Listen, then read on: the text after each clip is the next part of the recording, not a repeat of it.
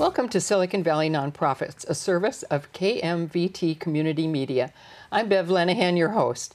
Today our guest is Chelsea Chambers, Operations Manager of the Peninsula Symphony.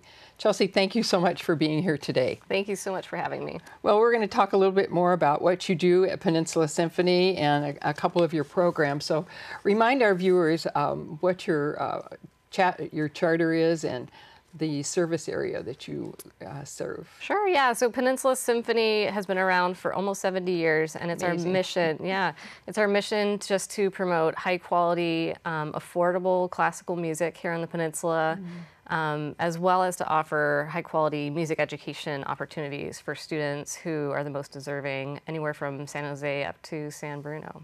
That's a big service area. It is. And you have various programs, but today we want to talk about your main stage programs. Yes, your main stage concerts. Sure. Tell us about those. So we do have a North Series and a South Series, and we have 8 concerts a year on the main stage. And what that means is that's where we offer our high quality music, and I keep saying high quality, we're neighborhood musicians and extraordinary music as our tagline. So even though we're teachers and librarians and doctors and lawyers on stage, they have classical training and we perform at a high level. And our maestro, Mitchell Sardu-Klein, has been with us for over 30 years, and he's a very... What is his name again? Maestro Mitchell Sardu-Klein. Wonderful. And he is such a great person to work with and very detail-oriented. Yeah.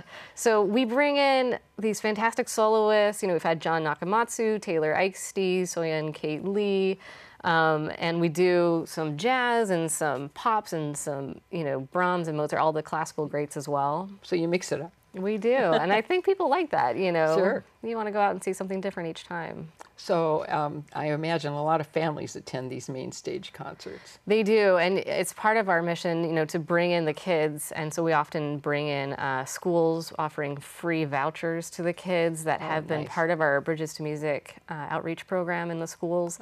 So that way, not only do they see us in the classroom, but they have the experience of going into the big concert hall, just like the adults, and to hear symphony on stage, which is, sadly not often available to a lot of people. I can remember in grade school going to one of those concerts back in Detroit, Michigan, and being so impressed, so awed by the whole thing. And forever, music has been a part of my life, and I just think it started at those, very basic levels. So exactly, it's really important at that age. For sure. Yeah. Well, these things become personal. So tell me about a family that was really changed by your program. Sure. I think one comes to mind, and I was, at the time, the education coordinator 2 years ago, and so we were in a school in Redwood City. And again, it was a Title I school where they don't already have instrumental music, and it was just an assembly, but at the end of the assembly, everyone had cleared out except one class, and there was a young boy, I believe he was in 3rd grade, and he was from Guatemala, and he had just moved up to California, so he didn't speak any English, he didn't know anyone. The teacher told me he just became a part of their classroom. My goodness. But in Guatemala, he had been part of the bateria class, the percussion ensemble.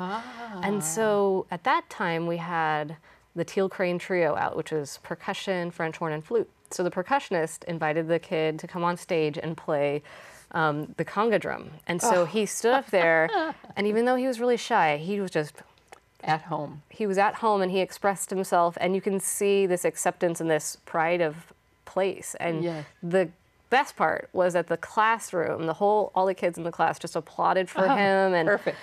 And it was such a rewarding experience for Peninsula Symphony to even be a small part of that for him. So there's the story, reaching one person that can make a huge difference. And in this case, allowing him to feel like he was going to really fit in, where I'm sure he was wondering how and where he could fit in. Here, music made the difference. Yeah, I hope so. So we know that you are a nonprofit organization, which means you need help from the community to keep going. Definitely. And you obviously have been successful for so very many years, but it's getting harder and harder for nonprofits to have that share of mind. So tell me the various ways that people can volunteer, and then also how you bring in your resources. Sure. I mean, ticket prices alone definitely do not cover all the revenue that we do need to keep promoting our mission. So we rely on donations. We are a nonprofit. You can donate, you can attend our concerts. We are always interested in having volunteers in the schools with us. And we just, started at Heritage Theater in Campbell for our concerts, but that means we would love to be in the schools in that area too. So, the resources for personnel to help organize is always helpful, or, just as simple as donating so we can pay musicians a worthy fee for their services to promote music education. That would be great. So I think also when I think about this, do the parent-teacher groups in the various school districts, are they liaisons for you? Do they become partners? They do, and it really just depends on the school district. Sometimes it's the superintendent, sometimes it's the principal at the individual school site, sometimes it is the PTA, that sponsors us and have us come out to their school. It really depends, but the organizational aspect of it, it's a lot of work, but it's so worth it. And if we can just have 1 or 2 volunteers, that makes it so much more rewarding, for those kids to have us out. Well, we're hoping out there somewhere there's 1 or 2 people who have heard you in that Heritage Theater area, and they'll say, I think I'm ready to do some volunteering. So how do they get a hold of you if they do want to volunteer? Yeah, so peninsulaSymphony.org, or directly to me. It's just Chelsea@peninsulaSymphony.org is my email, and you can give us a call. All of our information's on the website. Very good. And again, we want to wish you all good fortune in the work that you're doing, and you're bringing a valuable tool for lifetime learning, really, with music to these people. So thank you so much. Thank you for the work you do and for the joy you bring to so many. Thank you for this opportunity. I appreciate it. You're welcome.